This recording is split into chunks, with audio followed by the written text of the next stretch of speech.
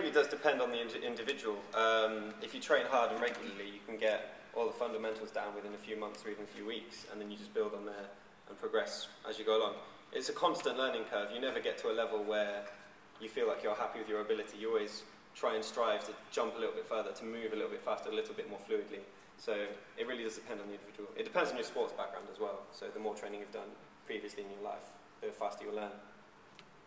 How did the organisation start? Good question. It started as a group of friends initially who have been training a long time, and we were very keen to kind of pass on our knowledge to a lot of people. We've always come across people in our training who we say we do parkour, and people go, oh, okay, I'm really interested in trying that. Where do I go to start? So we thought we'd start an organisation that people can come to in order to learn the discipline and learn the way of parkour. If that answers your question. Is that a hand up there? Oh. I've been training for about 5 years now. I think Tim's been training the longest at 6 years, Joe about 4 years, and Jack about 5 years. There was a documentary on the television called Jump Britain on Channel 4 that we all watched, and that was kind of the catalyst that kind of got us all into it. Is that a hand up there? Yeah. If you know, jumping on buildings are illegal, how do you get around that? Now, it's not technically illegal. It depends where you go. We tend to use public places when we're doing our training. So we never go onto private property to train, which then becomes obviously a civil offence rather than a criminal offence. So we train on places that are either not used anymore, where it's free for people to go, basically, and therefore we're not actually breaking any laws. As well as also, if we are on an area where people are training, then we try and keep it as friendly atmosphere as possible and just move on if asked. Yeah, we never go out to cause any trouble. Our aim is just to do our own training. If people would rather we weren't in a particular location, then we're more than happy to move. At the front? Sorry, say that once more?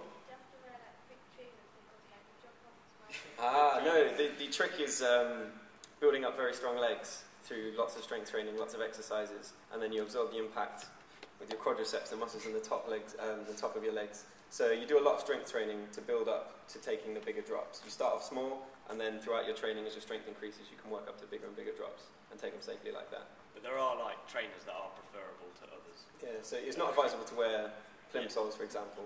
A good pair of running shoes are quite ideal. Was there a hand at the back there? Do you come across disagreement with parents and other adults saying, I don't want my children to do this because it's dangerous? If so, how do you get around that? Occasionally we do. The real key to it is communication.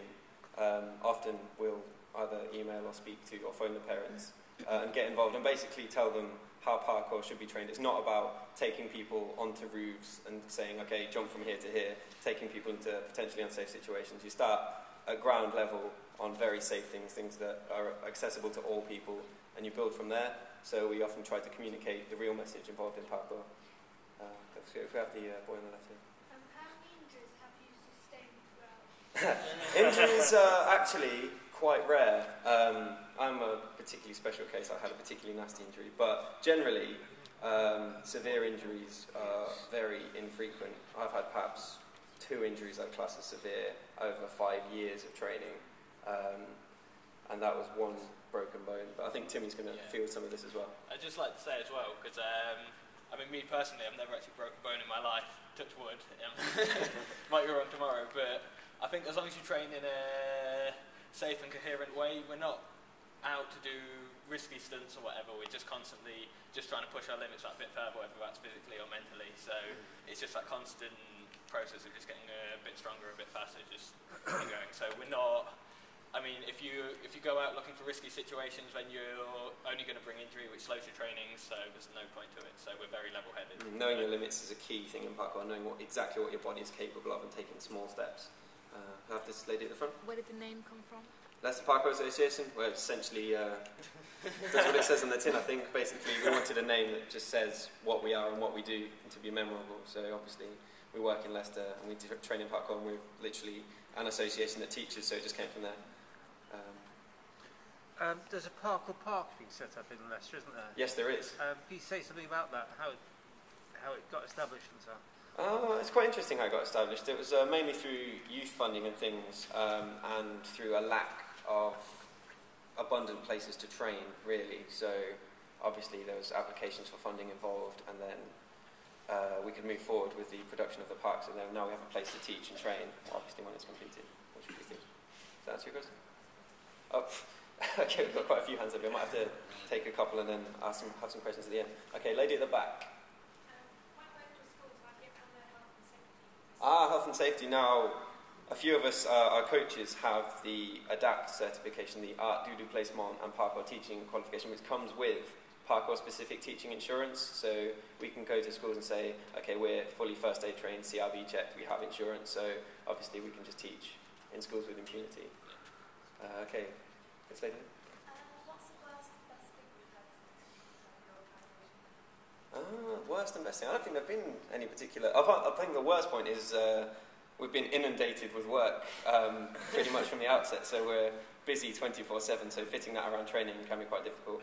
I think the best thing was seeing the enormous turnout at the last gathering we had. That was really overwhelming. Seeing loads of people all with the same mindset to come and want to train parkour with us. So that was absolutely brilliant. Okay, we'll probably have one last question and then I'll hand it on. And then if anyone wants to ask us any questions at the end, that'll be it. So, lady at the back here. Where's the parkour park? Good question. I'm not exactly sure. Tim, you know it. Ayers Monson, which is near Southwest, not too far from here. I think. Yeah, that would be free access to anybody to train. It's not finished yet. But when it's complete, it will be free access to anyone. It's the same with our sessions. Anyone's free to come along. It doesn't cost any money. Okay, final question. If there's not a senior parkour, how would you get round in doing a senior park? Sorry, can you say that once more? Say if there's not a senior parkour, what do you do? How would you get round to organising one if a senior would like to do it? Oh, right. Do you want to fill that It's one in? There's no kind of like limit as to who comes and trains with us. So we can have like, how old is? Eamon. Eamon's like, Yeah. how old? 6? We've got 6-year-olds to, I don't know, like